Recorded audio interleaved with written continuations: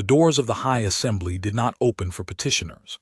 They opened at petitioners, two slabs of black resin glass sliding apart with a sound like a held breath being let go all at once, and Naledi Ilunga was already 3 steps into the chamber before the sound finished, because Ambassador Ape's hand had come down on her shoulder in the antechamber and pushed her forward before either of them had time to say anything that might have made it easier. "You have the floor for 11 minutes, said the Herald Adjutant at the threshold, a squat Austrian functionary whose voice carried the flattened, exact tonal purity of someone who had spent 40 years making sure no syllable of hers ever wavered off pitch. "Petitioner Earth, provisional species. Third and final generational hearing under the Accord. Speak. 11 minutes. 38 years of tribute, 3 generations of engineers, and 2 failed pleas before this one, and the Dominion had given her 11 minutes.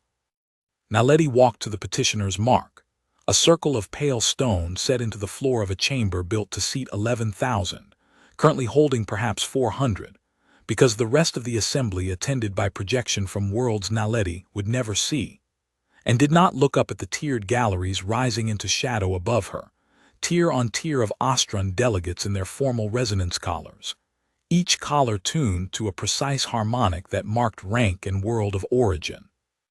A sound like a held chord that never resolved. She looked instead at the first speaker's dais, where Ivrek Salin sat with his 4 attendant speakers flanking him, and began.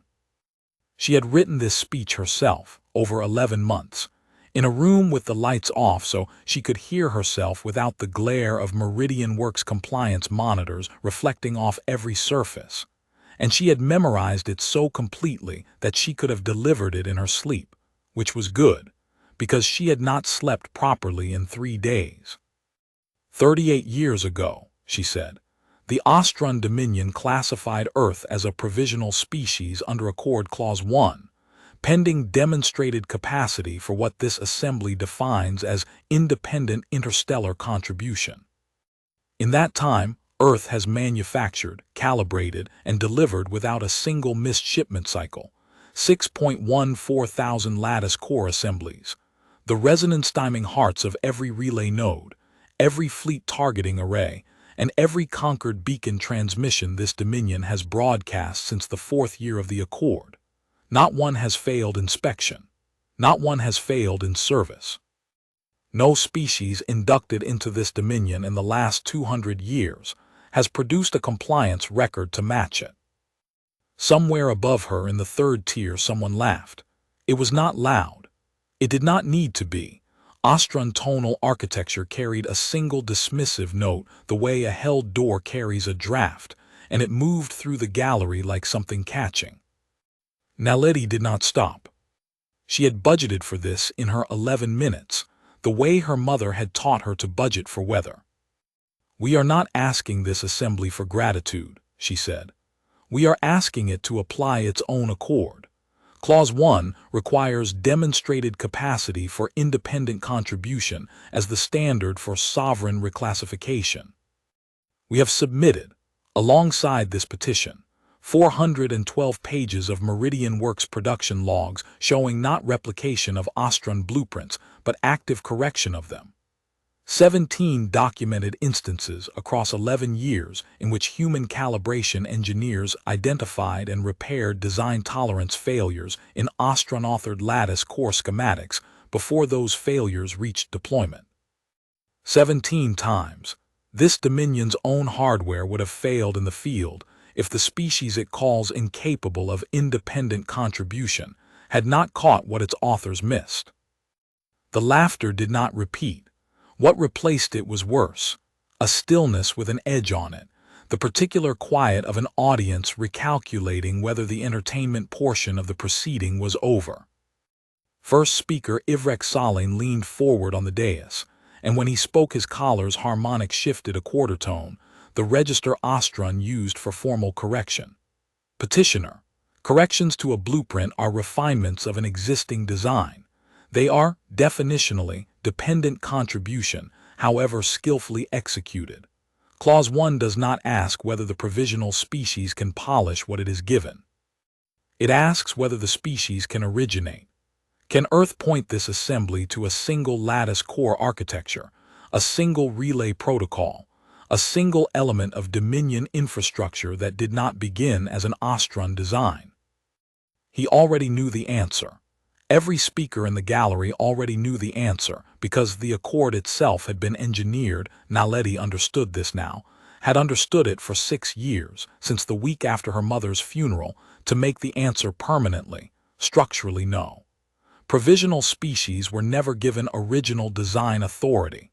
They were given specifications and deadlines. The Accord measured them against a bar it had made sure they would never be allowed to reach for, and then convened, once every 12 years, to solemnly observe that they had not reached it. No, Naledi said, because lying to the Assembly's face would end the hearing in seconds and give them every excuse they were waiting for. Because Earth has never once been granted design authority over the systems it is asked to prove itself worthy of designing. That is not a finding about our capacity, first speaker. That is a finding about your Accord. The stillness in the gallery went from an edge to something with weight in it. Beside the first speaker's dais, one of the 4 attendant speakers, younger than the others, her collar tuned to a world Naledi didn't recognize. A subjugated species representative seated at the edge of power rather than inside it, did not join the general current of the room. Speaker Ren Ashari kept her eyes on Naledi with an attention that had nothing performative in it, and did not look away even when Salin's collar shifted again, sharper this time, the tone Ostron used when a proceeding needed to be steered back onto its rails. An interesting theory of jurisprudence, Salin said, from a species that has held formal legal standing before this body for exactly 11 minutes. Petitioner Earth's assertion that the Accord itself is structured to prevent the outcome Earth is petitioning for is noted, and it is, of course, exactly the argument every provisional species that has failed this hearing has made, in one form or another, for the 400 years this Accord has stood. The Assembly does not revise its founding law on the word of the party it inconveniences. If Earth wishes to allege the Accord was authored in bad faith 38 years ago, Earth is welcome to submit that allegation through the appropriate historical review channel, which, and here his tone did not change, which was somehow worse than if it had sharpened, has a standing backlog of 190 years. Laughter again, wider this time, less an edge than a wave, and Naledi let it break over her and waited, because she had 4 minutes left and the part of the speech that mattered had not started yet. Then let the record show, she said, when the sound had thinned enough to be heard through, that Earth is not petitioning on theory. Earth is petitioning on 38 years of an unbroken compliance record this Assembly's own registry has certified, against a standard this Assembly's own first speaker has just confirmed no provisional species has ever been permitted to meet, regardless of performance. We ask this Assembly, one final time, under the generational right this Accord itself grants us, to reclassify Earth as a sovereign species, not out of mercy. Out of the plain application of your own law to the record we have built under it. She had 11 seconds left when she finished, and she used them standing still, looking at the dais, not at the galleries, because her mother had told her once years before Meridian Works, years before any of this, in a kitchen in Nairobi that no longer existed in the same shape it had then, that the last thing you did after making an argument you believed in was let the room see you doubt it. The silence that followed was not the silence of consideration. Naledi had sat through enough Assembly proceedings, watched enough recorded sessions in the dark of her apartment with the volume down so the monitors wouldn't flag unusual viewing patterns, to know the difference. This was the silence of a body that had already decided, and was simply waiting for the correct interval to have elapsed before saying so. First Speaker Salin did not confer with his attendant speakers. He did not call a recess. He rose, and his collar's harmonic dropped into the register reserved for ruling, a tone so precise it seemed to erase every other sound in the chamber by comparison, and said, "The Assembly finds the petition of the provisional species designated Earth insufficiently demonstrated under Accord Clause 1. This constitutes the third and final failed generational hearing, permitted under the Accord's terminal provision. Reclassification to asset class is hereby ratified, effective at this cycle's conquered beacon, 6 hours from this moment." He said it the way a man reads a shipping manifest. That, more than the ruling itself, was the thing Naledi would remember afterward, in whatever afterward she got. That 38 years and 2 prior failed pleas, and 11 months of her own life spent writing a speech in a dark room had ended in a sentence delivered with the emotional weight of a cargo tally. Behind her, in the gallery reserved for petitioners' staff, Ambassador Bertrand Ake made a sound she had never heard him make in 14 years of knowing him. Not a gasp, not a word, just a single sharp intake of breath through teeth clenched against something his 67-year-old heart had apparently decided it could no longer absorb standing up. She turned in time to see 2 of the Earth delegation's junior staff catch him before he went fully to the floor, and the last clear, ordinary thought Naledi had for the next several minutes was that she was going to have to finish this without him, because he was not going to be able to stand for what came next. What came next was the Herald Adjutant's voice, flat and procedural, informing the chamber that under Accord Clause 9, the terminal provision, the clause every Earth advocate for 2 generations had learned to recite in their sleep and had hoped, right up until this exact second, that they would never have to hear invoked. A species reclassified to asset class forfeited standing to remain within assembly precincts beyond the ratification's effective countdown. Security escort would remove the petitioner's delegation immediately. 2 Austrian enforcement officers were already crossing the chamber floor toward her, their movements unhurried, the specific unhurried gait of people executing a procedure they had executed many times before and expected no trouble from. Naledi Ilunga had 6 hours until the conquered beacon made Earth's downgrade law across 6,100 relay nodes and every screen, ship, and citizen those nodes touched. She had, as of this exact moment, absolutely no plan for what to do with them, which was not quite true, and the not quite true part of it was the only thing keeping her upright as the enforcement officers closed the last few meters between her and the doors.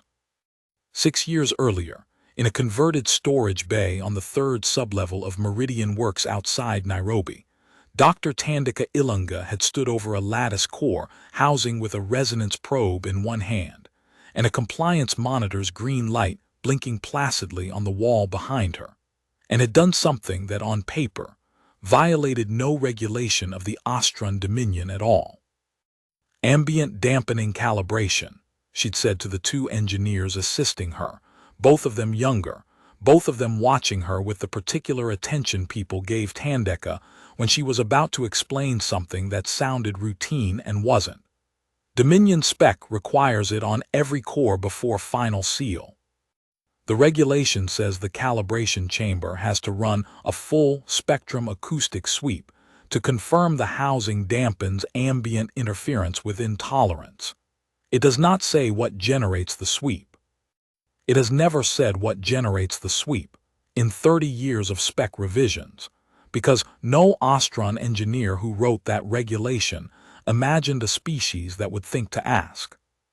She had cued the recording, an old cassette digitized twice over, a work hymn she'd written herself 11 years before that, for the overnight shift at the original Meridian assembly line, back when the shifts ran 18 hours under compliance quotas that had since been quietly revised twice and never once acknowledged as having needed revising, and let it run through the calibration chamber's speakers while the core housing sat inside, dutifully absorbing and dampening every frequency the recording produced, exactly as Dominion spec required, exactly as 30 years of identical calibration cycles had already done to every core Meridian Works had ever shipped.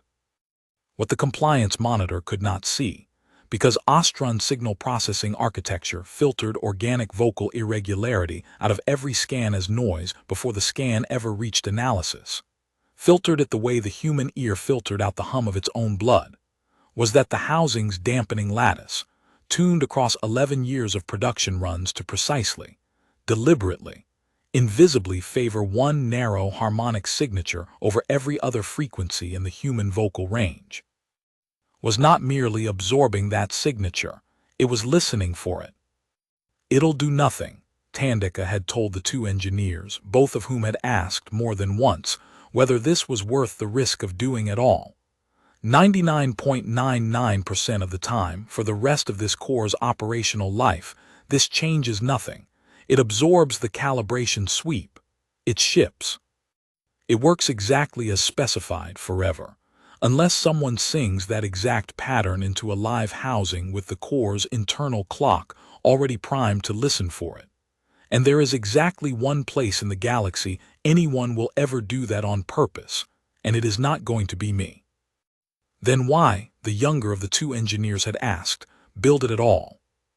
Tandika Ilunga had looked at the core housing for a long moment, the green compliance light blinking behind her, patient and blind, the way it had blinked through 11 years of her career, and would blink through however many were left of it. "Because," she said, "the day this Dominion finally shows this planet exactly what it thinks Earth is worth, I want there to be one door in the whole Accord that was never on their blueprint, and that they will never think to check, because checking it would require them to imagine that the species they built to copy might have built something back." She had died 18 months later, of what Meridian Works compliance report listed as a cardiac event during a routine audit inspection, in a sublevel corridor with no witnesses, and a compliance monitor's camera that had, according to the report, experienced an unrelated power interruption for the 4 minutes surrounding the incident. Naledi had been 18 years old. She had read the report 11 times before she stopped believing a single line of it, and had spent every year since then finishing what her mother had started, one calibration cycle at a time, without ever once being certain she would live to see the door her mother had built ever need opening. The enforcement officers did not manhandle her. That was, Naledi would think later, the one small mercy of Ostron procedure. They were not cruel, only exact, and exactness could be worked with in ways cruelty could not. One took position at her left shoulder, the other at her right, and the Herald Adjutant fell into step ahead of them, reciting the terminal provisions removal protocol in the flattened cadence of someone who had recited it before and expected to recite it again. Petitioner's staff will vacate assembly precincts within the standard interval. Ratification broadcast will proceed via Concord Beacon at the scheduled cycle regardless of petitioner presence. Petitioner's voice tradition applies to petitioners removed under Clause 9 as to all others. Chamber ambient audio remains patched to the beacon feed for the duration of the ratification countdown, per assembly custom dating to the Accord's 2nd century, as testimony to all subject worlds of the assemblies. "Mercy," Naledi said, before she could stop herself, because she had read that exact line of assembly custom in a legal brief 11 years ago and had hated it every time since. The custom's official language is testimony to the assembly's mercy. Broadcasting the losing petitioner's reaction, live, across every relay node in the Dominion, so every subject world can hear exactly how thoroughly the assembly has crushed whoever asked it for something. That's not testimony to mercy, Adjutant. That's a public execution with better acoustics. The Herald Adjutant did not respond, which Naledi had expected and did not need, because the sentence had not been for the Herald Adjutant. It had been for herself, spoken out loud in a chamber whose ambient microphones. She had confirmed this in the same legal brief. 11 years ago, in the dark of an apartment with the monitors dimmed, ran live from the moment a beacon countdown was scheduled, not from the moment it activated. Chamber ambient audio remains patched to the beacon feed for the duration of the ratification countdown. The countdown had already started. 6 hours, ticking now, And for every second of those 6 hours, whatever sound this chamber made was already, at this instant, traveling somewhere it had never been meant to matter, a dead channel. An unremarkable background hum riding beneath the Assembly's own procedural business, filtered by every Ostron receiver in the Dominion, as exactly the kind of organic noise their systems had been built for 400 years to discard. The same kind of noise, a lattice core's dampening lattice had been quietly, invisibly built for 11 years to listen for instead. Naledi Ilunga had walked into the High Assembly with a speech she'd spent 11 months writing and had believed, right up until the moment first speaker Salin rose to rule, that the speech was the whole of her plan. It was not. It had never been the whole of her plan. It had only ever been the part of the plan she had allowed herself to hope she would not need to finish, because finishing it meant her mother had been right about exactly how this day would go, 6 years before it arrived. She had 6 hours. She had a resonance pattern she had rehearsed, alone in the same dark Nairobi apartment, more nights than she could count, never once certain she would live to sing it somewhere that mattered. And she had, walking beside her at an unhurried, exact, procedural pace toward the chamber's outer doors, 2 Ostron enforcement officers who had no idea that the petitioner they were escorting out of earshot of the Assembly's decision had just realized the Assembly's own tradition of humiliating its losers had built her, free of charge, a transmitter that reached every relay node in the Dominion. 40 light minutes from Kesh Vanter, aboard the fleet cruiser Absolute Measure, 2nd Fleet Commander Erith Castle was reviewing the same 6-hour countdown on a secondary display while conducting an unrelated patrol briefing, because conquered beacon ratifications were, by long custom, broadcast to Fleet Command as a matter of course, whether or not any given ratification concerned a species anyone aboard a warship in open space had cause to think about twice. Provisional reclassification, her tactical officer said, glancing at the header without much interest. Earth, that's the tribute world that builds the lattice cores, isn't it? Every core in this fleet, Castle said, not looking up from the patrol grid. Every ship in this formation is running on hardware assembled by hands that are about to be told, in 6 hours, that they don't legally have hands anymore, just assets. She said it without particular weight, the way she said most things about Tribute World administration, which was to say the way a person discusses whether in a region they do not plan to visit. Log the ratification. Continue the briefing. Neither Castle nor her tactical officer thought to ask what, specifically, petitioner's voice meant as a line item on the beacon's transmission manifest, or to wonder why a chamber's ambient audio feed, patched into a signal that would in 6 hours synchronize across every lattice core in the Dominion's fleet, might be worth a closer look than long-standing Assembly custom implied it deserved. No one on the Absolute Measures bridge, or on any of the other 6,140 relay nodes quietly receiving the same countdown, had any reason yet to imagine that the hands about to be reclassified as assets had spent 30 years building, into the exact hardware synchronizing that countdown, a door with no lock on the Assembly's side of it at all.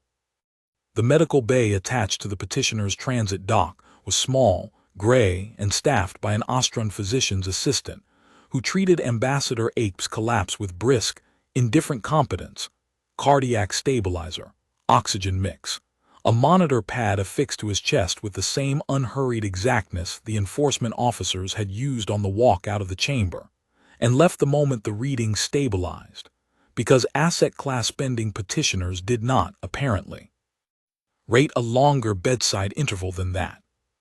You should not have finished it, Ape said, the instant they were alone, his voice thin but his eyes tracking her with the sharp, assessing focus she had first met 14 years ago in a Meridian Works conference room, when he'd been the one interviewing her mother for a junior advocacy post Tandeka never took. The theory of jurisprudence line. Salin was building you a trap, Naledi. Bad Faith Historical Review Channel, 190-year backlog. He wanted you angry enough to say something he could rule as contempt. You didn't. You gave him the compliance numbers instead. That was the right call. I need you to know I saw that, before whatever happens in the next 6 hours happens." "Nothing is happening in the next 6 hours," Naledi said, which was a lie clean enough that she almost believed the shape of it herself, "except a ratification neither of us can stop." Abe's eyes did not leave her face. 14 years of watching her grow from a furious 18-year-old at her mother's memorial into the youngest third advocate the Earth mission had ever certified had taught him, if nothing else, the specific quality of her stillness when she was containing something. "Your mother used to get that exact look," he said, "in the 18 months before she died. I never asked her what it meant. I have regretted that for 6 years. He reached for her hand, and his grip, weakened as it was, still had force in it. "I am not asking you to tell me. I am asking you not to do anything that gets you killed in a chamber where I cannot stand up fast enough to stop it." "I'm not going back in the chamber," she said, which was true, and let him hear the truth of it in her voice, because it was the only piece of comfort she had to give him that didn't require a lie. Kofi Oshino found her 40 minutes later in the transit dock's outer corridor, ostensibly reviewing the delegation's departure manifest with a compliance tablet that displayed, to any Ostron monitor glancing at it, nothing but the standard exit paperwork every ejected provisional delegation filed on the way out. He had been Tandika Ilunga's second engineer on the calibration line 11 years ago, the younger of the two who had asked her, in a storage bay on Meridian Works' third sublevel, why build it at all? And he had spent every year since then running production audits at the same facility, watching core after core ship out carrying a door he had helped install and had never, not once in 6 years, expected Naledi to actually open. "Tell me you're not thinking what I think you're thinking," he said, low, his eyes on the tablet rather than on her. A habit 30 years of compliance monitoring had trained into every Meridian Works engineer who valued staying employed.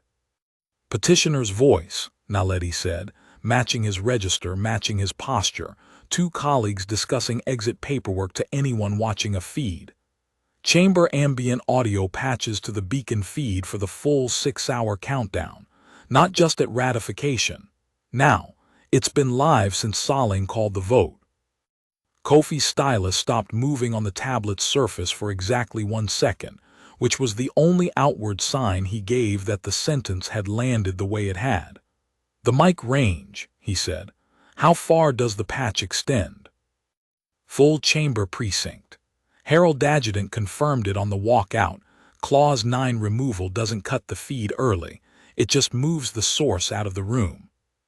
If I'm anywhere inside the precinct boundary when I sing it, it rides the same channel every relay node in the Dominion is already tuned to. You'd have to get back inside the boundary. They just walked us out of it. They walked us to the transit dock.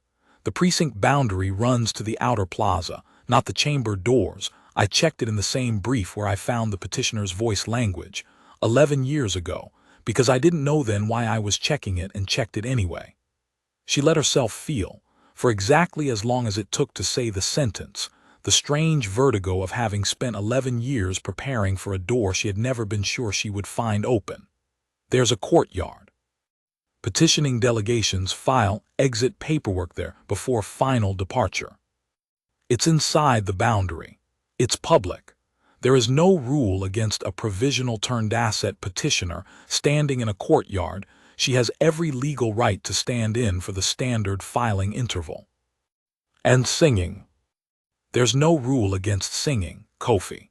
There has never once, in 400 years of accord custom, been a rule against a losing petitioner making noise on her way out the door. Saling's own tradition built that into the ceremony on purpose. Noise, humiliation, the assembly's mercy on full display for every subject world to hear. I am not breaking a single regulation this Dominion has ever written. I am reading the one they left open." Kofi Oshino looked at her for a long moment, the tablet's manifest scrolling untouched under his thumb, and she watched him do the same arithmetic she had been doing since the chamber doors closed behind her, not whether it would work. Because 11 years of calibration, data said the core lattice would respond to the pattern exactly as designed. But whether working would matter. Whether a broadcast payload built to expose a 38-year-old fraud would be believed, acted on, or simply buried under the next cycle's business before anyone with power to act on it finished processing what they'd heard. The payload, he said finally, tell me it's still good. Tell me 6 years of storage hasn't degraded it. I've run the integrity check every 18 months since she died. Same schedule she used. It's clean. Naledi kept her voice level, kept her eyes on the tablet, kept every outward sign of the conversation as boring as the manifest scrolling beneath Kofi's thumb, because a Dominion monitor sweep passed the corridor every 4 minutes, and she had counted 3 since this conversation started. It's not a demand, Kofi. It's not a threat, it's not sabotage. It doesn't touch a single targeting array or a single fleet system. It's her audit logs. Raw diagnostic captures from the sanctioned compliance correction cycle 22 years before the accord was signed. The cycle the Austrian Dominion itself ran on the survey data used to classify Earth provisional in the first place. She found the discrepancy running a routine recalibration 11 years ago. The population and resource baselines the original classification used weren't measurement error. They were adjusted. Deliberately, and by a margin too precise to be anything but intentional, in exactly the direction that would guarantee Earth could never clear the independent contribution bar, no matter what we built afterward. You're saying the whole accord. I'm saying the Accord's own founding data was rigged before Earth ever signed it, Naledi said. Not that we failed to meet a fair bar, that the bar was set by numbers this Dominion falsified. And she found the sanctioned diagnostic logs that prove it, logs the Austrian themselves generated, stamped, and archived. Because 38 years ago, whoever rigged that survey never imagined a provisional species would ever get access to its own classification file, let alone understand what they were looking at when they did. The courtyard outside the transit dock's outer boundary was, in the specific way of Austrian civic architecture, both enormous and entirely without shelter. A flat expanse of pale stone under Kesh Vanter's colorless afternoon sky, ringed by exit stations where departing delegations filed the standard paperwork under the patient, unblinking attention of automated compliance kiosks that logged everything and cared about nothing. Naledi filed the exit paperwork herself, standing at kiosk 7, moving through the standard intervals procedural steps at the standard pace, because the one thing she could not afford was to look like a woman doing anything other than exactly what a losing petitioner was expected to do. Kofi stood 4 meters away at kiosk 9, filing an unrelated compliance form that had no actual expiration urgency, buying time the only way either of them could by looking exactly as unremarkable as the Dominion expected them to be.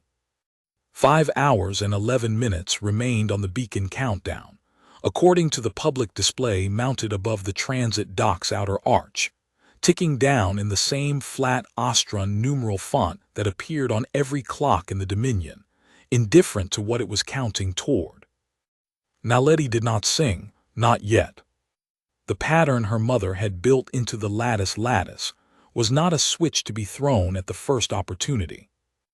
It was tuned deliberately to activate at the precise resonance window the calibration sweep had originally been recorded against, a window that synchronized, by design, with the final compression phase of a beacon countdown, the last several minutes before ratification, when every core in the Dominion locked its internal clock to the same master signal in preparation for simultaneous transmission. Sing it too early, into cores still running independent local clocks, and the pattern would land in 6,000 different unsynchronized systems and do nothing but generate 6,000 isolated diagnostic anomalies, most of which would be logged, flagged, and quietly investigated long before the actual ratification ever arrived. Sing it in the final window, when every core in the Dominion was already locked to the same clock, waiting for the same signal, and the pattern would not need to reach 6,000 separate systems individually. It would ride the master synchronization pulse itself, the same pulse the beacon used to guarantee every relay node received the ratification at the identical instant, and arrive everywhere at once, inside the 1 4-minute span in the Dominion's entire operating cycle, when 6,140 independent cores were, for that single window, effectively one system. Her mother had built a door that only opened during the exact ceremony designed to lock Earth out permanently. Naledi had understood that irony for 6 years and had never once found a way to say it out loud that didn't make her voice shake. She spent the next 4 hours doing precisely what a delegation staffer with nothing left to do but wait was expected to do, filing supplementary paperwork, checking on AIC's stabilized condition through the medical bay's public status board, standing in a courtyard that felt, with each passing hour, less like a place she was permitted to occupy, and more like a held breath she was somehow managing not to let go of too soon. At the 2-hour mark, a Dominion security sweep paused at Kiosk 7 longer than the standard 4-minute interval, and Naledi felt the specific, cold arithmetic of a person calculating exactly how much of her posture, her breathing, her hands on the kiosk's surface, might read as wrong to a species whose own communication ran on tonal precision they assumed no organic irregularity could fake. The officer moved on after 11 seconds. She did not learn, and would not learn until much later, that the pause had nothing to do with her at all. That speaker Ren Ashari, watching the courtyard feed from her private gallery office 2 levels above, had flagged the kiosk's activity log for a reason she had not yet been able to name to herself. A junior speaker's instinct that something about a losing petitioner's precise, unhurried compliance with every procedural interval available to her did not read like a woman who had accepted the ruling so much as a woman waiting for something specific to arrive. At the 3-hour mark, the compliance kiosk chimed a routine notice standard filing interval extended by 2 hours at petitioner's medical-dependent request, granted automatically under accord provisions for delegations with an incapacitated senior member still receiving treatment. And Naledi understood, reading it, that AIC had done this on purpose, had instructed the medical bay to file for an extension he did not medically need. Because somewhere in the last 4 hours, he had stopped believing her lie about not going back into any chamber and had decided, without ever asking her to confirm it, to buy her every additional minute inside the boundary that a 67-year-old man's failing heart could still legitimately purchase. At the 4-hour mark, Kofi crossed the courtyard on the pretext of returning a compliance tablet to Kiosk 7 and said, without moving his lips more than the words strictly required, 90 minutes. The master sync window opens at -4, closes at ratification.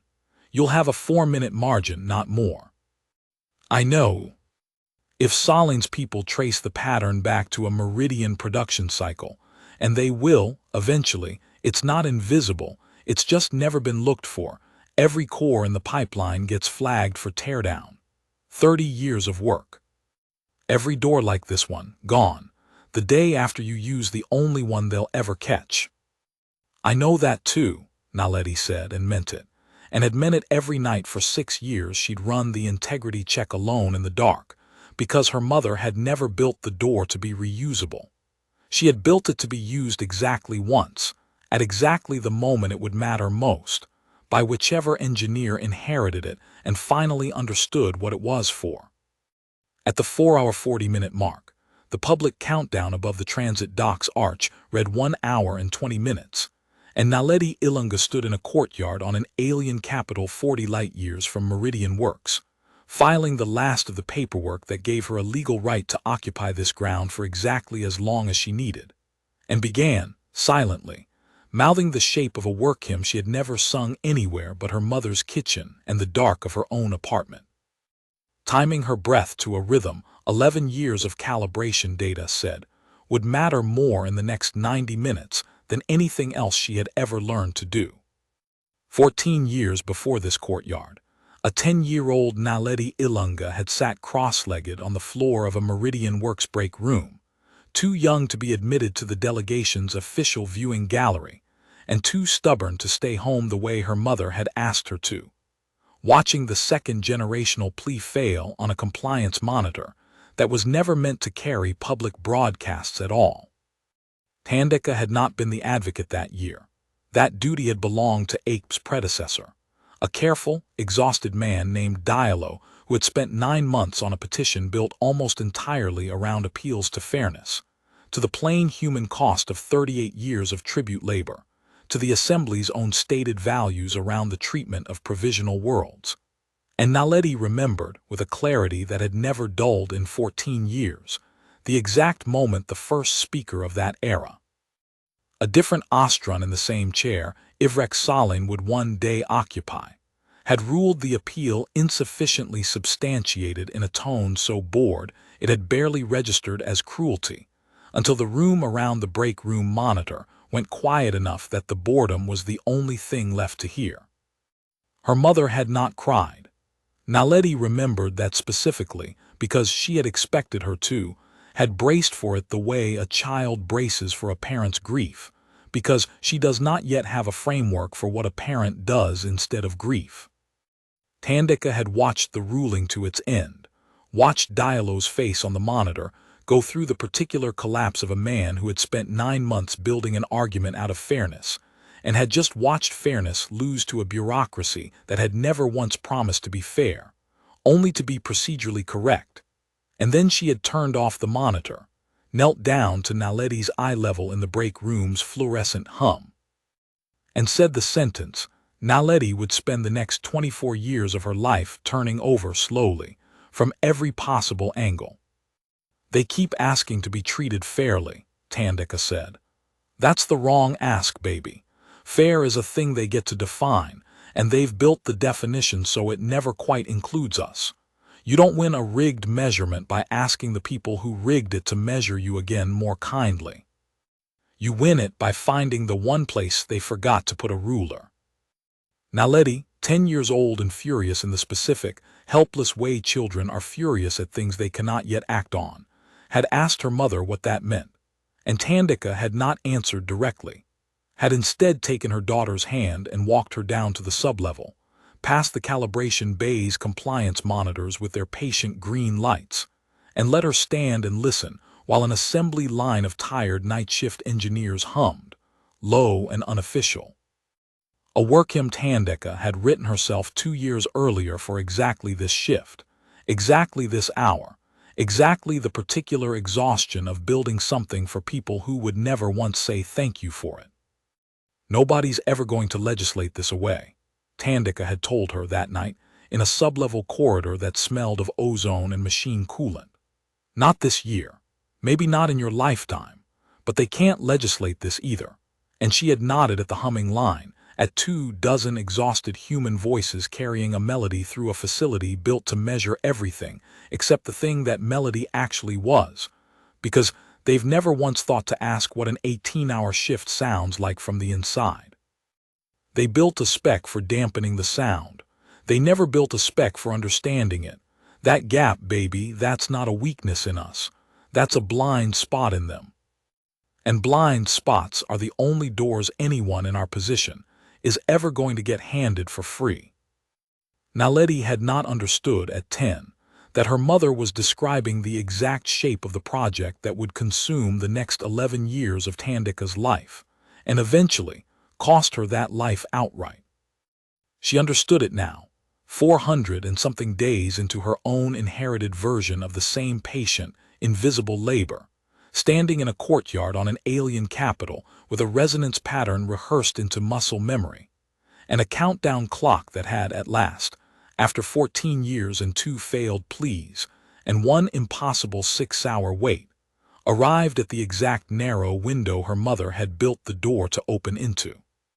She had asked once in the last year of her mother's life why Thandeka had never simply told the Assembly what she'd built, laid it out openly, as leverage, As proof that Earth had already cleared the independent contribution bar the Accord claimed to be testing for. Her mother's answer, delivered without hesitation, had stayed with Naledi longer than almost anything else Tandeka ever said to her. "Because the second I tell them, they fix it," Tandeka had said. "A door they know about isn't a door anymore.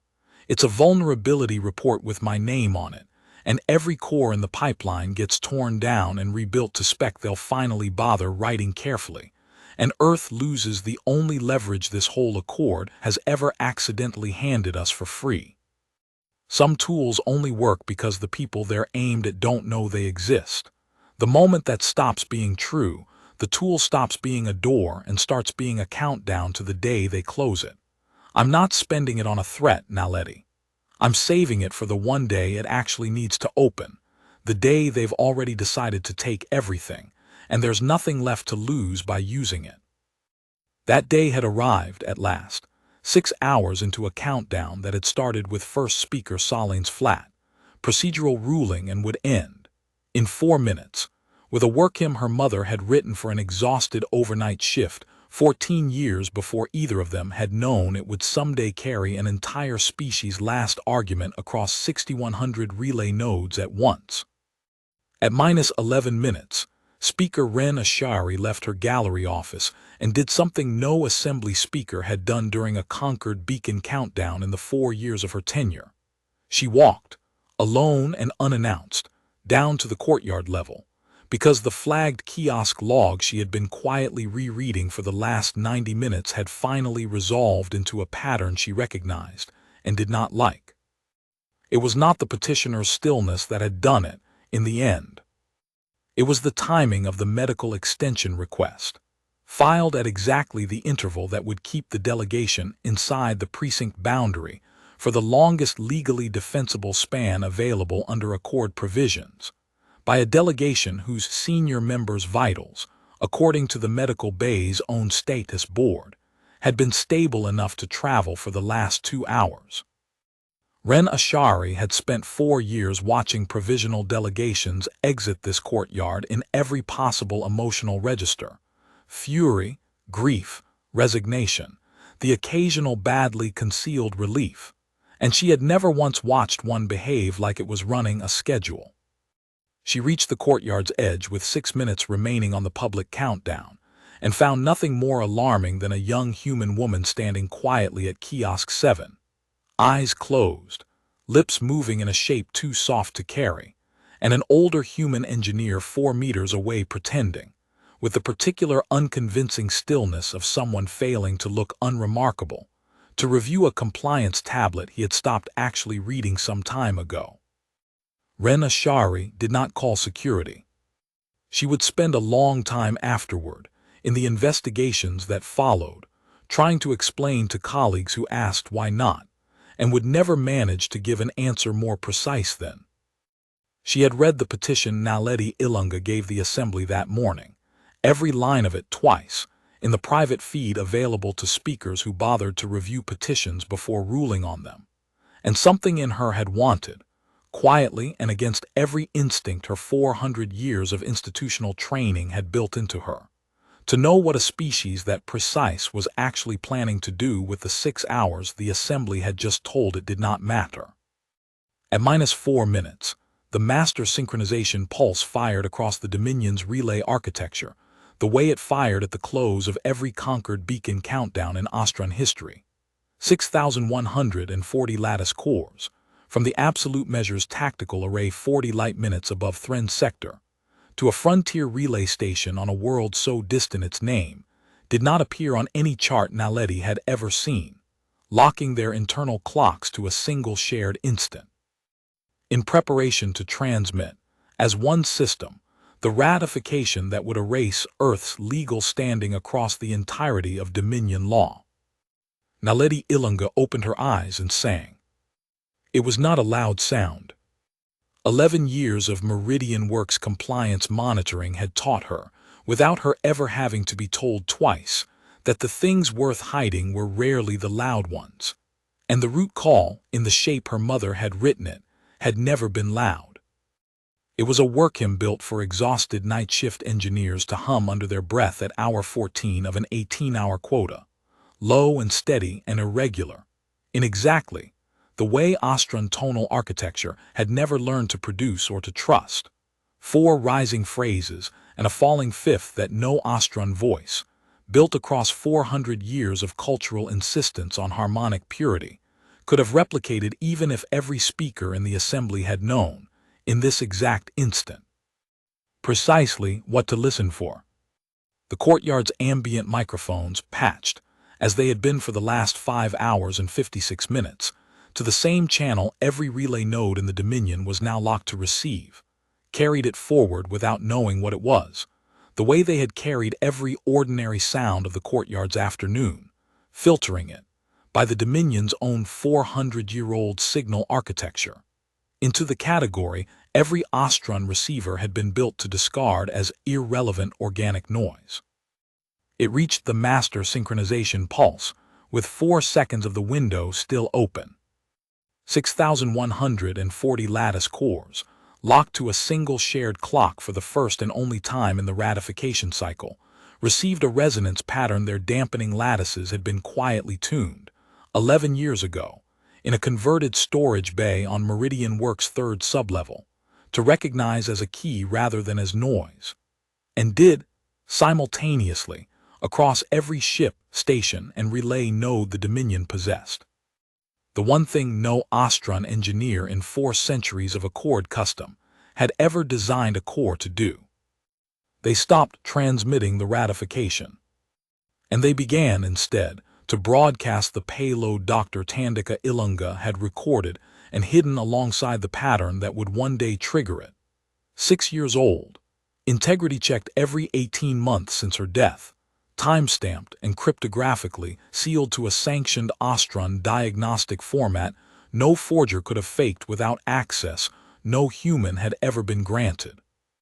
The original survey data behind Earth's provisional classification, 38 years old, alongside the sanctioned compliance correction audit that proved, in the Dominion's own archived numerals, that the baseline figures used to write Accord Clause 1 against Earth had been altered, deliberately, by a margin calculated with a precision no natural measurement error could have produced, in the exact direction required to guarantee that no provisional species subjected to that baseline could ever clear the bar the Accord claimed to be fairly measuring.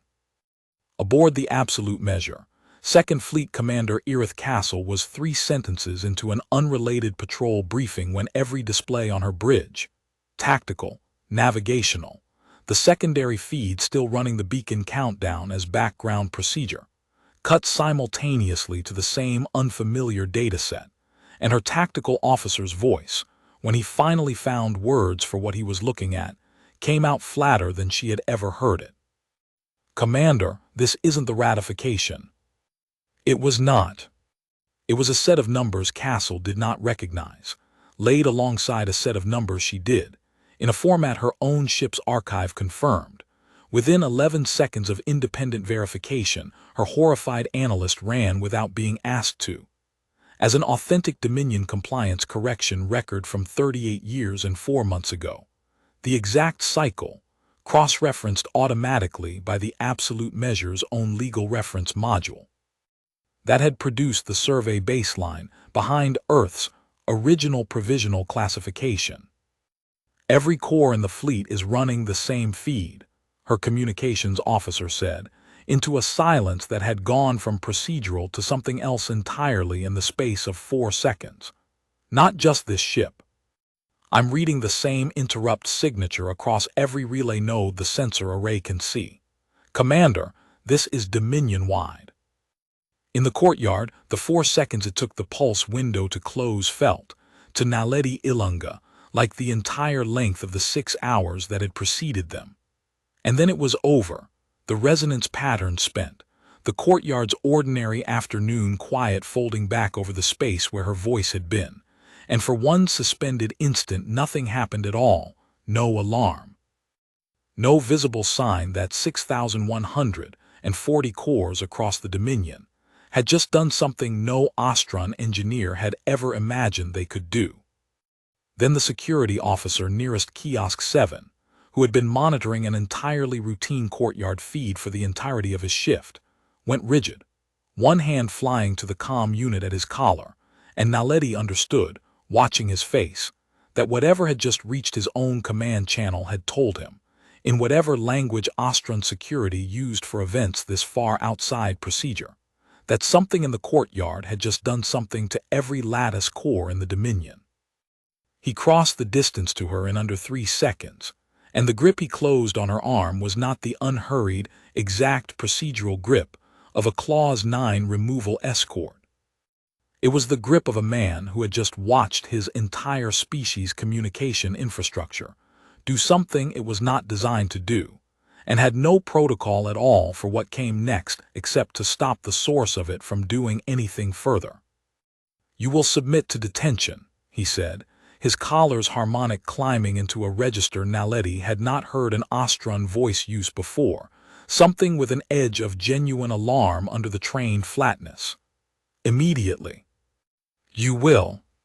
"I already did what I came to do," Naledi said, and did not fight the grip, because fighting it would accomplish nothing the last 30 seconds hadn't already accomplished on their own, and because somewhere behind the officer's shoulder she could see Kofi Oshino being taken the same way by a second officer, and Ape's face at the medical bay's window, too far to hear anything, watching with an expression she would remember for the rest of her life as the exact moment 14 years of careful, controlled hope finally broke open into something he no longer had any reason to hide.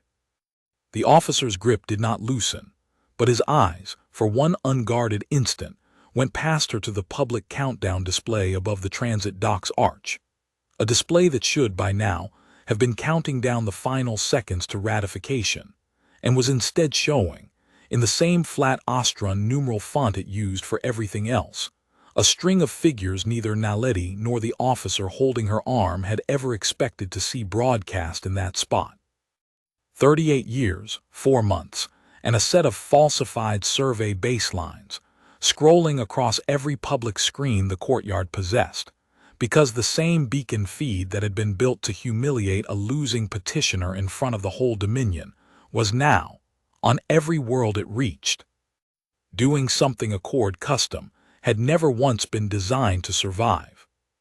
Speaker Ren Ashari watched it happen from 11 meters away, close enough to see the exact moment the security officer's alarm curdled into something closer to confusion, and understood, faster than almost anyone else in the Dominion would manage to, because she had spent the last 90 minutes already half suspecting a version of what she was now watching confirmed.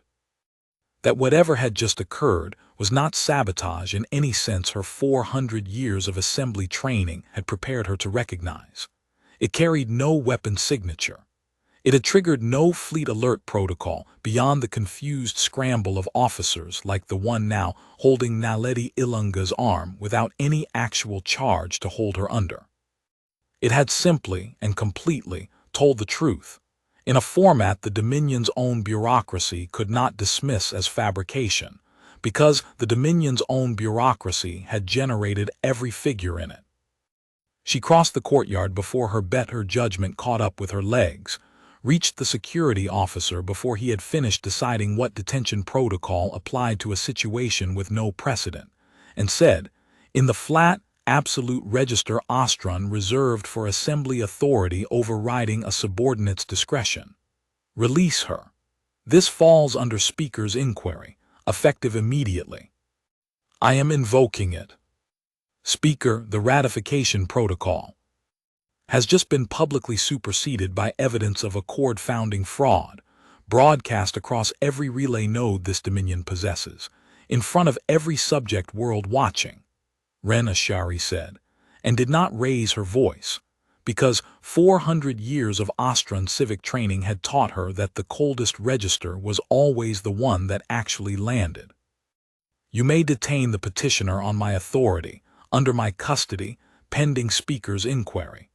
Or you may explain to the first speaker, in approximately the 4 minutes it will take every world in this Dominion to finish processing what it just heard, why you chose instead to suppress a witness to evidence you have no legal grounds to call false. The officer's grip loosened.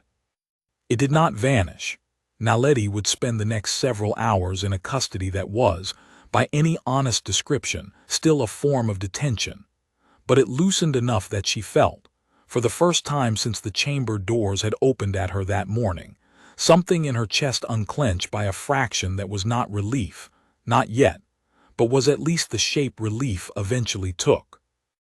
Inside the high assembly, First Speaker Ivrek Salin's dais display had gone, in the space of 4 seconds, from the ratification broadcast he had personally scheduled to a set of figures he recognized before his aides had finished confirming their authenticity, because he had sat, 38 years ago, as a junior speaker still 2 centuries from his current rank, in the very session that had approved the original survey baseline, had watched. Without asking a single question he now understood he should have asked, as the numbers arrived pre-formatted, pre-approved, and precisely, suspiciously convenient. He had told himself, across 4 decades, that he had simply never had reason to doubt them. Watching the same figures now scroll across every screen in a chamber built to seat 11,000, with perhaps 400 delegates present in person, and several thousand more watching by projection from worlds whose own provisional status rested on baselines set by the same office. In the same era, using methods no one had ever thought to re-audit, Salin understood, with the specific, total clarity of a man watching 40 years of settled certainty come apart in real time, that never had reason to doubt them, and never allowed himself to look closely enough to find a reason had, for his entire career, been the same sentence wearing 2 different faces. The gallery around him was not silent. Austrian tonal architecture did not produce silence under stress. It produced a rising, discordant wash of overlapping color harmonics, 100 different registers of alarm and confusion, and from the delegates representing subject worlds whose own founding surveys had been run by the same office, in the same decades, under the same unquestioned assumption of Austrian measurement infallibility, something that had no clean Austrian word for it, but that translated, roughly, across every species watching from a projection feed that had also carried the broadcast. As the first cold edge of a question no institution, the size of the Dominion could survive being asked by all its subjects simultaneously. What else did you never check? Speaker Ren Ashari's voice, when it cut through the gallery's noise from the chamber floor, carried the specific, deliberate flatness of someone who had spent the last 4 minutes composing exactly what she intended to say and would not be talked out of saying it. First Speaker, I am invoking emergency stay under Assembly Procedure 9, pending full inquiry into the authenticity and implications of the broadcast evidence. I am further moving that the Conquered Beacon's ratification of Earth's asset class reclassification be suspended in its entirety, effective immediately, on the grounds that a ruling built on a baseline now credibly alleged to be fraudulent cannot stand unexamined while that allegation is investigated. The evidence has not been formally authenticated, Salin said, and heard, even as he said it, how thin the objection sounded against a dataset that had arrived stamped in the Dominion's own sanctioned diagnostic format, sealed with cryptographic markers no outside party could plausibly have forged without access the Accord had never granted any provisional species. Then let us authenticate it, Ren Ashari said, openly, with every subject world watching, since every subject world has already seen the allegation. I would gently suggest, First Speaker, that suppressing an inquiry into evidence the entire Dominion just heard broadcast in real time would do considerably more damage to this Assembly's standing than conducting one honestly ever could. The vote on the emergency stay did not require a Speaker's majority the way a standard ratification did. It required only that no First Speaker actively block it, and Ivrek Salin, watching the gallery's discordant wash of alarm settle, delegate by delegate, into the specific attentive stillness of an audience waiting to see whether their first speaker would try to stop an inquiry into evidence they had all just heard, made the only calculation his 40 years of institutional survival instinct had left him capable of making. "The stay is granted," he said, "pending full inquiry." He did not say it the way he had delivered the ratification that morning. There was no flat certainty left in it at all. Across the Dominion, in the 4 minutes it took the broadcast to complete its full cycle before the interrupted beacon signal finally, belatedly, resumed transmitting nothing but silence where a ratification should have been, 6,140 lattice cores sat suspended in the same diagnostic state, not damaged, not disabled, simply paused mid-transmission in a way no Ostron engineer had ever designed them to pause, every targeting array, every fleet comm relay. Every civic broadcast node the Dominion possessed briefly, harmlessly, and completely unresponsive to anything but the signal that had just overridden them.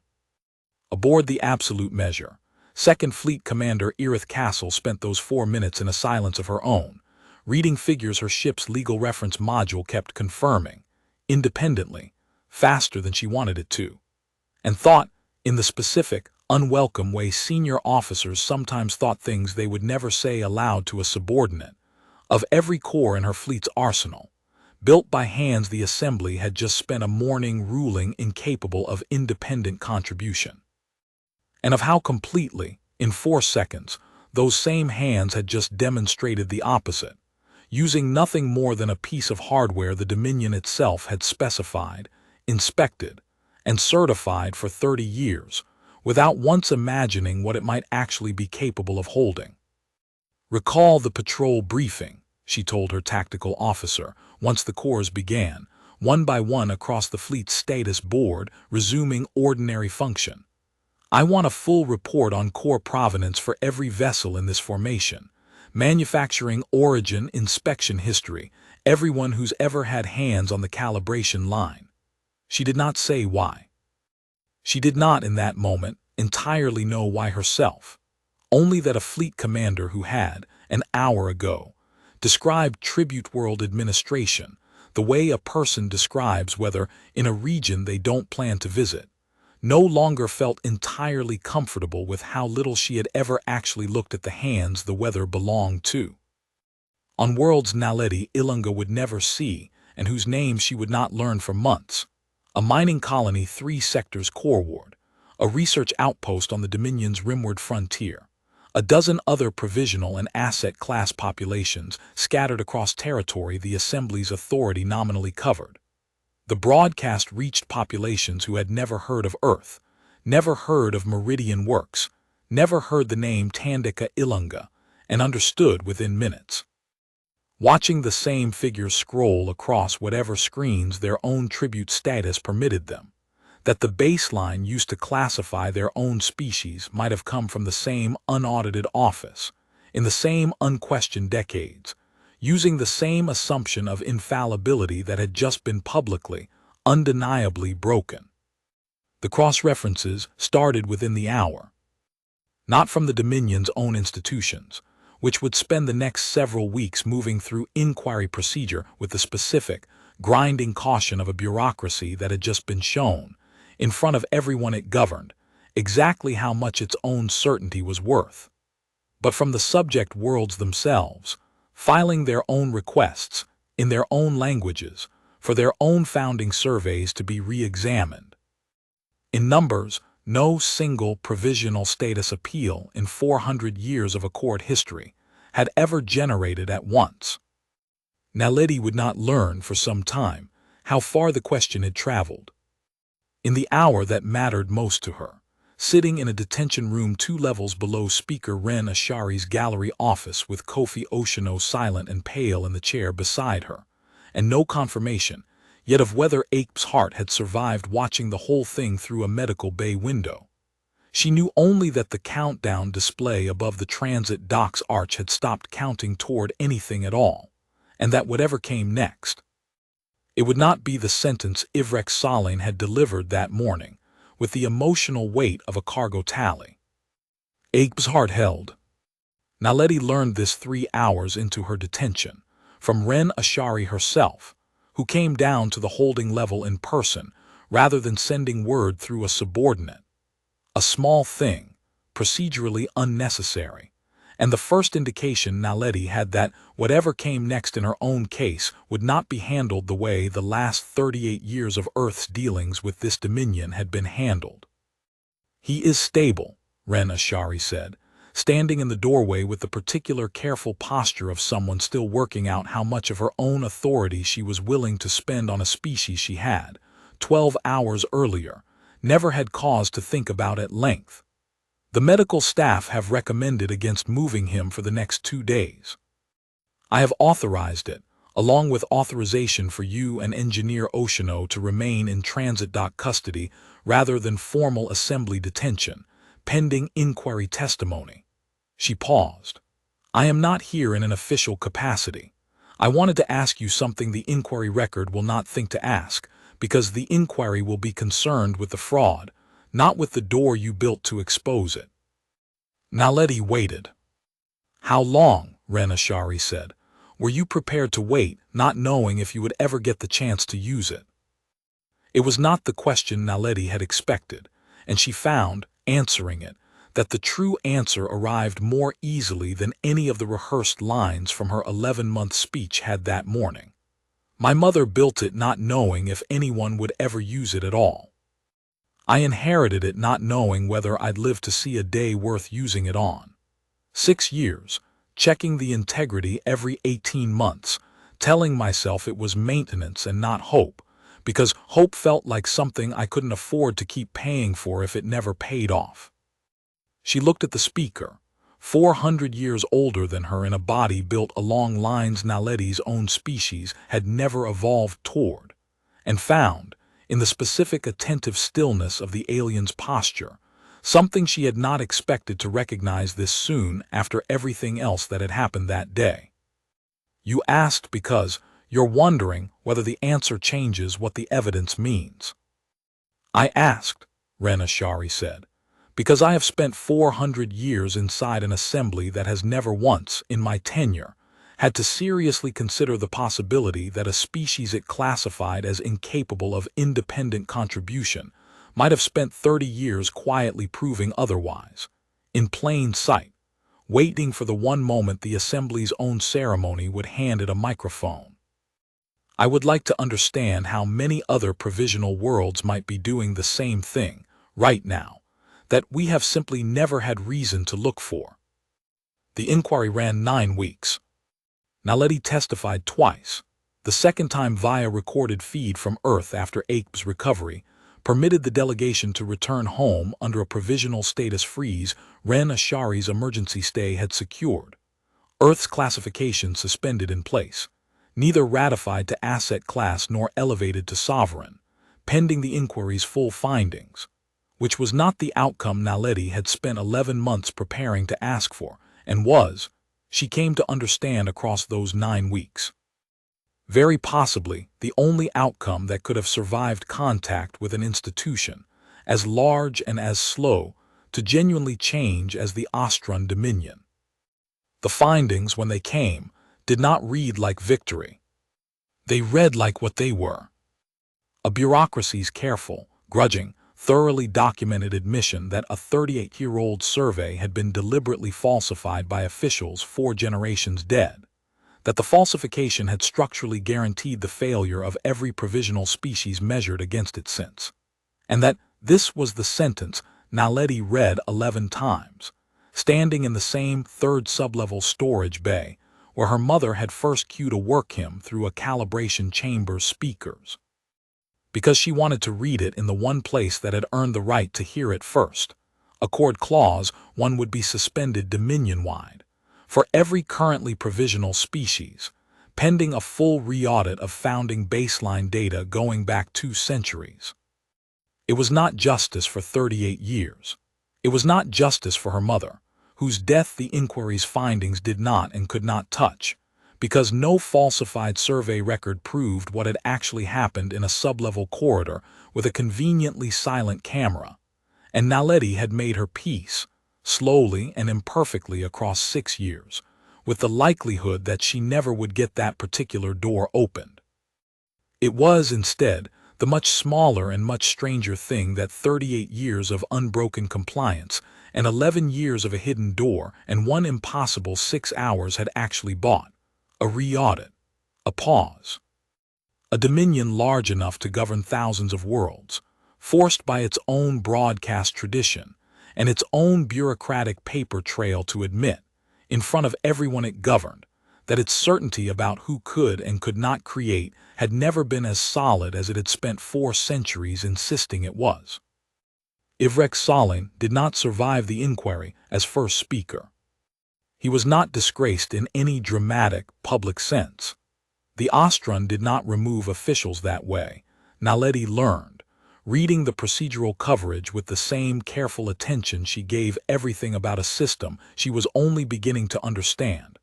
But the collar harmonic on the Assembly's official recess address, 6 weeks after the ratification that never was, belonged to a different speaker entirely.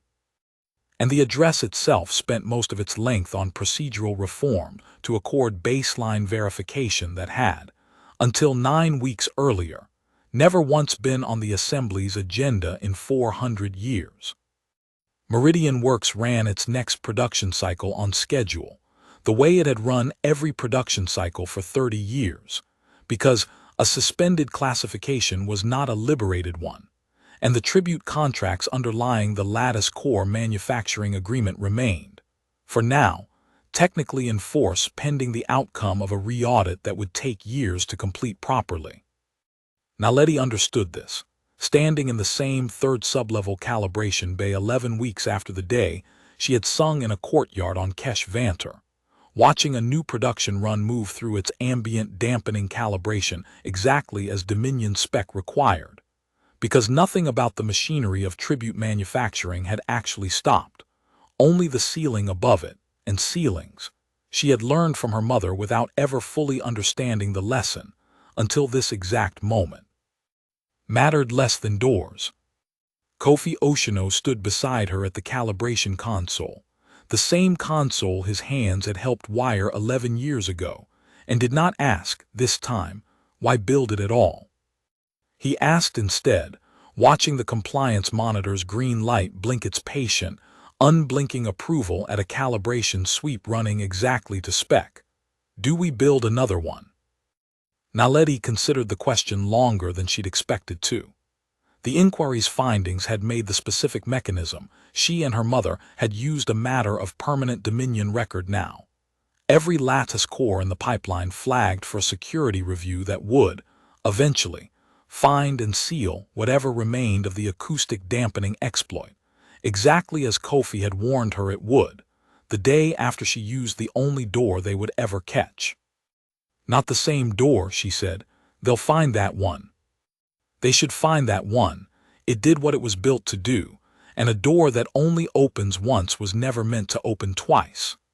She looked at the calibration chamber, at the ordinary, unremarkable green light that had blinked through her mother's whole career and her own, blind to everything except the exact specification it had been built to check.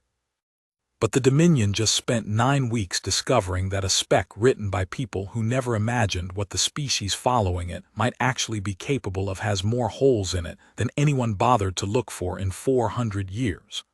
That doesn't stop being true just because they close one hole. It means there's always another spec somewhere nobody's finished imagining the edges of. That's not a plan, Kofi said.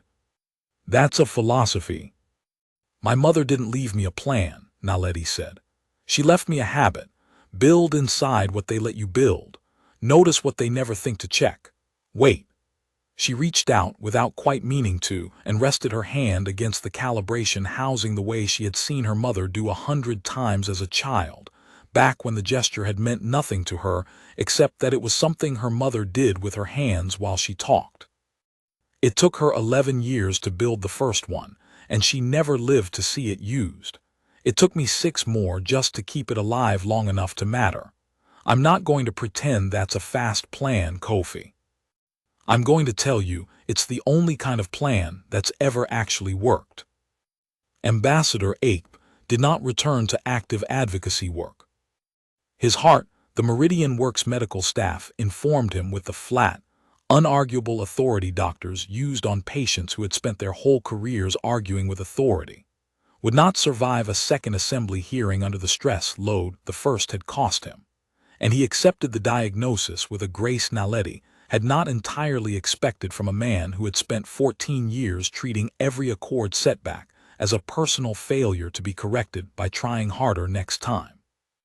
"You don't need me in the chamber anymore," he told her, 3 months after HFY, sitting in the small garden behind the Earth Mission's Nairobi offices with a tea he was technically not supposed to be drinking. "You never really did after this year. I think some part of me knew that the moment Saling called the vote and I couldn't stay standing to hear the rest of it."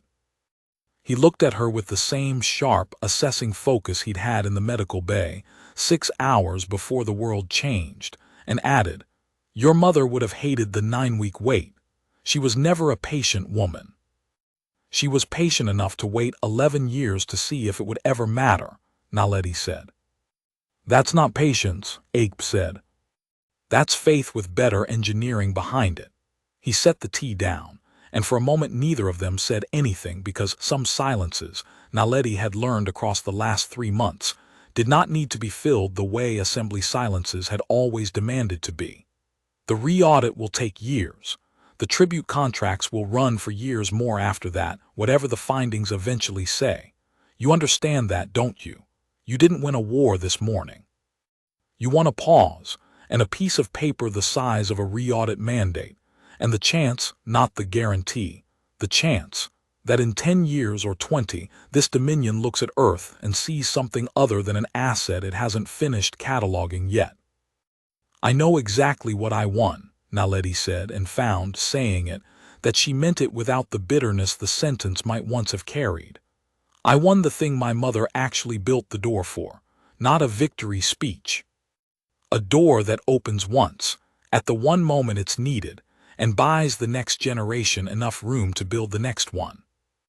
The message arrived 7 months after HFY, routed through the Earth Mission's diplomatic relay with an authentication header. Naledi did not recognize, and a sender designation the mission's translation systems rendered, imperfectly, as something close to representative, Doron Provisional Registry, on behalf of the third shift. It was short. It had clearly been drafted by someone unused to composing in the Austrian formal register the accord required for cross-species correspondence, and it did not ask for anything, which was, Naledi would think later, the detail that told her more about its sincerity than anything else in it could have.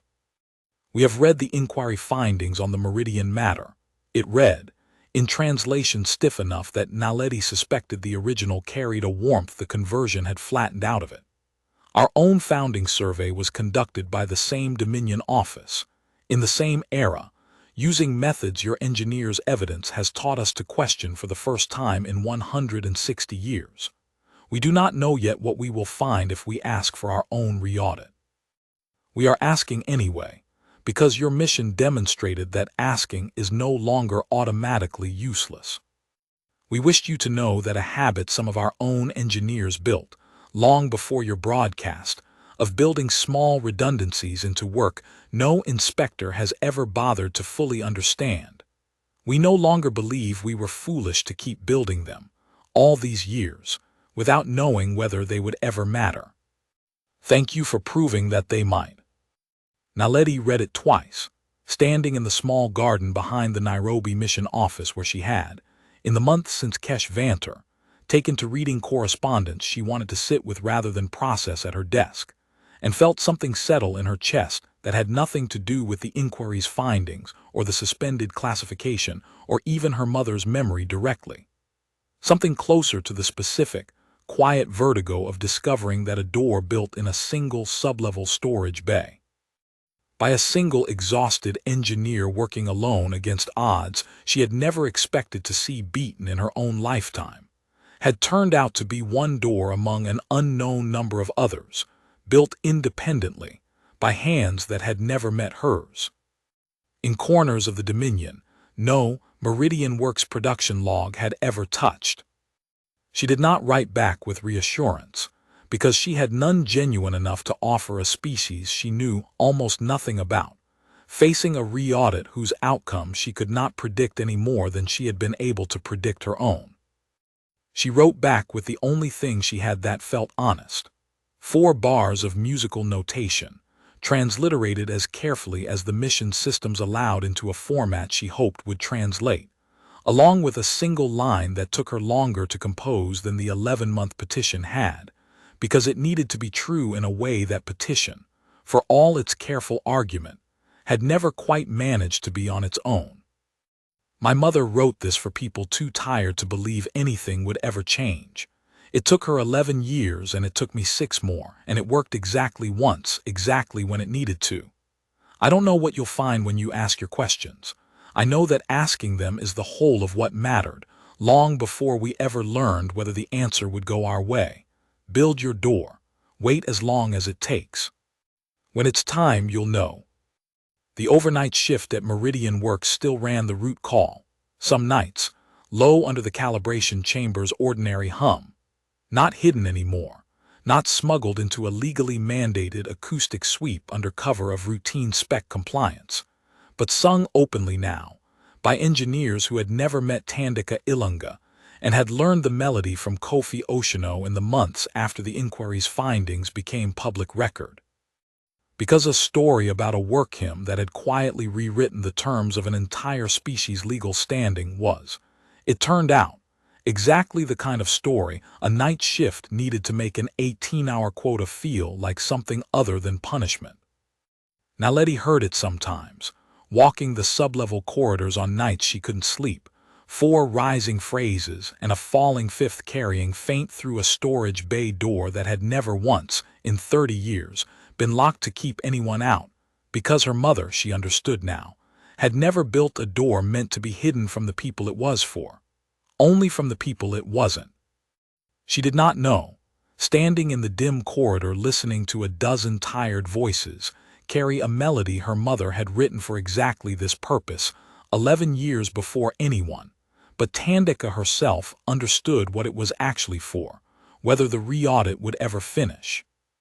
Whether the Dominion's grudging 9-week admission would harden into real change, or soften back into the same unaudited certainty that had governed Earth's classification for 38 years before a courtyard on Kesh Vanter cracked it open.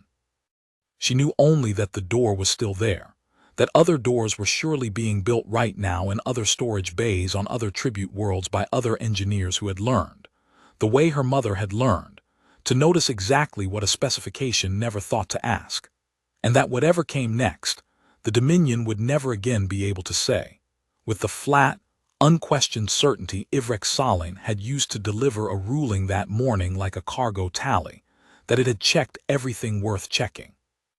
It had not, it never had, and now, for the first time in 400 years, it knew it.